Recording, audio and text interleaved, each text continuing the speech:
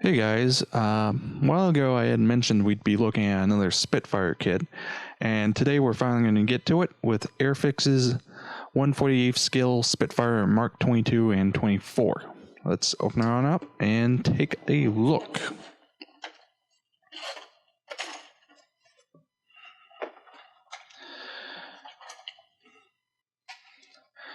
So, one of the first things I noticed about this kit is the surface detailing is very good. I was quite happy with it. However, the more I started looking at it, I started to get less and less thrilled. Probably the weakest area that I found was the cockpit, as it literally just includes these three sprues for the seat, the back of the seat, and the instrument panel, which, and hopefully this will show up if it come on focus. Yeah. Is pretty uninteresting and uninspired, though the shaping is great, but lack of details on dials is a big disappointment, with them requiring you to go with a decal to represent those. But as I was saying, that's basically it for the cockpit. There's very little sidewall detailing on the innards of these parts, and yeah, that's basically it for the cockpit. There's not a lot there. There's almost no detailing, and the control yoke is relatively lackluster. The pilot figure, however, is actually pretty decent, as the detailing is sharp, in scale, and will work out pretty good. Only complaint is that they didn't fill in the back. Anyway, moving on from there, we've got our 5-bladed prop on this sprue, as well as our main gears, the parts for our horizontal stabs, and our rudder. One key difference you'll notice between this and earlier Spitfires is the larger tail surface, something they had to do for the starting with the Mark 21 and all post-war Spitfires. Also on this sprue, we've got some underwing rockets.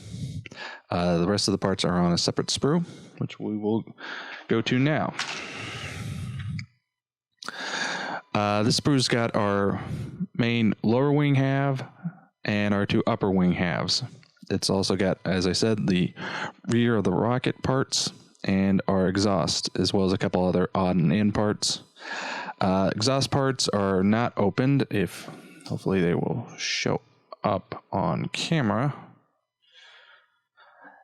Overall, with all of these sprues, though, something I noticed was a lack of polishing, I guess you'd say, as a lot of the pieces had pretty decent flashing to them. Now, another weak area of this kit is the clear parts. They are on the thicker side and, again, lack a certain polish to them. There's some fogging at the bottom of the parts, so that is something you'll need to deal with and ultimately try and clean up.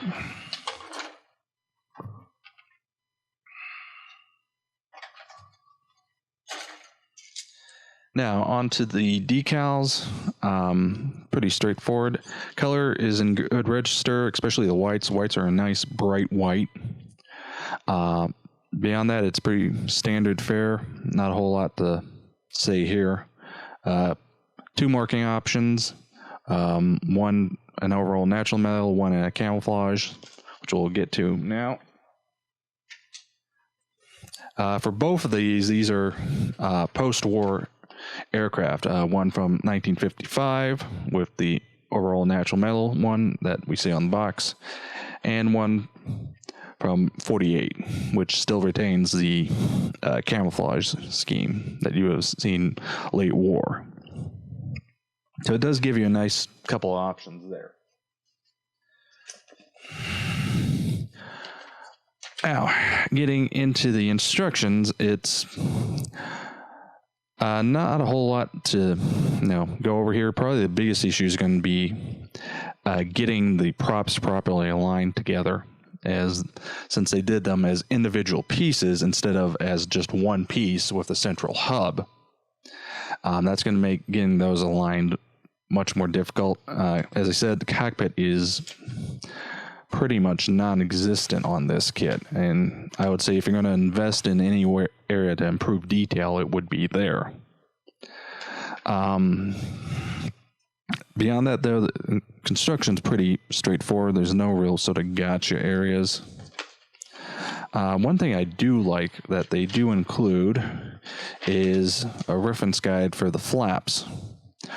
They give you the actual degree you need to place them to properly show them in the open position. So that's a nice inclusion. They actually give you a numeric value of how much you need to angle them. Beyond that, there's not a lot else I can say about this kit. Overall, it's got some issues, but to the best of my knowledge, it's right now the only late model Spitfire out there. In fact, I honestly, offhand, I can't think of anyone else who's done the end of the Spitfire. So this is a kit I would say if you can find it for a pretty good price, you might consider it. Pick this up, I want to say, for about $30 or $40. Definitely one to get if you are building 48 scale Spitfires and you need the end of the line, as the 24 was the last model of Spitfire produced. So yeah, definitely one to consider if you're in the British aircraft, but otherwise it's one you could probably pass on. So that was a look at Airfix's 1/48 scale Spitfire Mk.22 and 24 kit.